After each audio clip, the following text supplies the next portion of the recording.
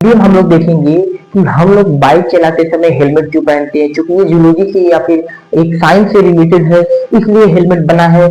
अब जो हमारा ब्रेन होता है, समझिए हेलमेट कहाँ पहना जाता है, हमारे दिमाग में पहना जाता है, ऊपर खोपड़ी में पहना जाता है।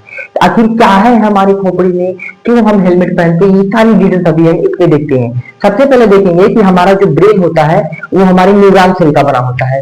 किस सेल का बना होता है, न्यूरॉन सेल का बना होता है। ये न्यूरॉन सेल जो होती हैं हमारे ब्रेन में पाई जाती हैं और इनमें सेल डिवीजन नहीं होता है। न्यूरॉन सेल में सेल डिवीजन नहीं होता है। सेल डिवीजन का अर्थ ये होगा कि सपोज कीजिए जो हमारी बॉडी में कहीं भी यहाँ पे चोट लग रहा है तो वो चोट सेल डिवीजन से ठीक हो जाती है, लेकिन दिमाग में जो सेल पाई जाती है वो डिवीजन नहीं कर पाती है, अर्थात इनमें सेल डिवीजन नहीं होता है। इसलिए हमको बाइक चलाते समय हेलमेट पहनना चाहिए, क्योंकि अगर हम कहीं पे हेलमेट नहीं लगाए, अगर हम गिर गए, गिरते टाइम ब्रेन के अंदर कोई चोट लग गई, वो चोट ठीक नहीं होती है, जिससे दिमाग हमारा काम करना बंद कर देता है और हमारा डेड हो जाता है, हमारी क्या हो जाती है, डेड हो जाती है। तो मोस्ट इंटरेस्टिंग बात के लिए आप लोगों को ध्यान में रखना चाहिए कि बाइक चलाते समय हमेशा हमको हेलमेट पहनना चाहिए।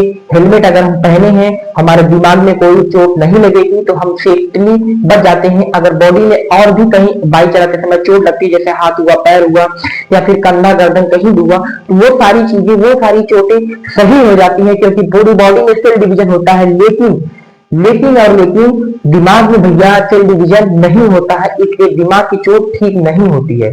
आप जब भी गाड़ी चलाइए तो हेलमेट पहन के। धन्यवाद।